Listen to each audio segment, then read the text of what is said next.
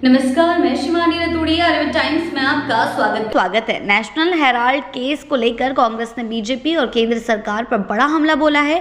सोमवार को पटना स्थित सदाकत आश्रम में आयोजित संवाददाता सम्मेलन में अखिल भारतीय कांग्रेस कमेटी के महासचिव और पूर्व सांसद अविनाश पांडे ने केंद्र की मोदी सरकार पर तीखा प्रहार किया है। उन्होंने कहा है कि बीजेपी जानबूझकर नेशनल हेराल्ड मामले को उछालकर जनता का ध्यान महंगाई, बेरोजगारी और सामाजिक असमानता जैसे असली मुद्दों से भटका रही है।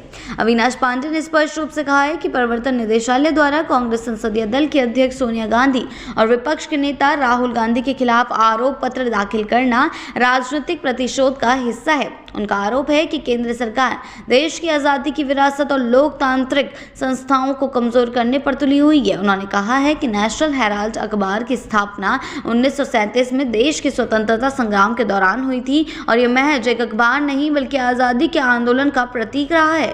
पूर्व सांसद ने कहा कि एसोसिएटेड जर्नल्स लिमिटेड जो इस अखबार का प्रकाशन करता था, एक समय आर्थिक संकट में था। कांग्रेस पार्टी ने 2002 से 2011 के बीच एजेएल को करीब 90 करोड़ रुपए की वित्तीय सहायता दी थी ताकि उसकी गतिविधियों को फिर से जीवित किया जा सके।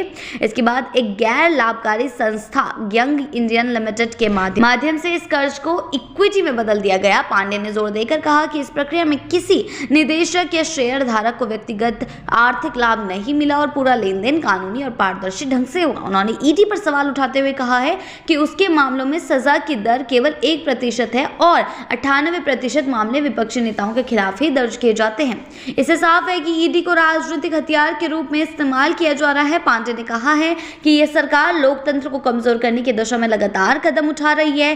पीसी में मौजूद बिहार प्रदेश कांग्रेस अध्यक्ष राजेश राम ने भी बीजेपी और आरएसएस पर हमला बोला है। उन्होंने कहा है कि नेशनल हेराल्ड अखबार देश की आजादी का प्रतीक रहा है और अब उसे टारगेट पर कांग्रेस की साख को मिटाने की साजिश रची जा रही है। उन्होंने कहा है कि यह केवल कांग्रेस नहीं बल्कि पूरे स्वतंत्रता आंदोलन और उसकी विरासत पर हमला है। इस प्रेस वार्ता के माध्यम से कांग्रेस ने यह साफ संकेत दिया है कि वह नेशनल हेराल्ड मामले को केवल कानूनी नहीं बल्कि राजनीतिक लड़ाई के रूप में भी देख रही है और इसका पुरजोर तरीके से मुकाबला करेगी। विधानसभा चुनावों की आहट के बीच ये बयानबाजी आगामी सियासी जंग के तेवरों को और तीखा कर रही है। जी हाँ, ईडी पर इस तरीके के सवालात उठाना देखना होगा कि आगे चलकर क्या नए मोड़ लेंगे, क्योंकि जिस तरीके से ईडी पर सवाल उठाया गया है और कहा गया है कि ईडी के मामलों में सजा की दर केवल 1% होती है और 98% जो होते हैं मामले सिर्फ विपक्षी नेताओं के खिलाफ ही दर्ज किए जाते हैं। इससे साफ है कि ईडी को राजनीतिक हथियार के रूप में इस्तेमाल किया जा रहा है, ऐसा उनका कहना है। पांडे ने कहा है कि सरकार लोकतंत्र को कमजोर करने की दिशा में लगातार कदम उठा रही है। जी हाँ, अब देखना ये होगा उनके ये बयान आगे चलकर क्या नए मोड़ लेकर आते हैं। आगे की अपडेट्स के लिए जुड़े रहें आर्यभट्ट टाइम्स के साथ ही चैनल को सब्सक्राइब करना ना भूलें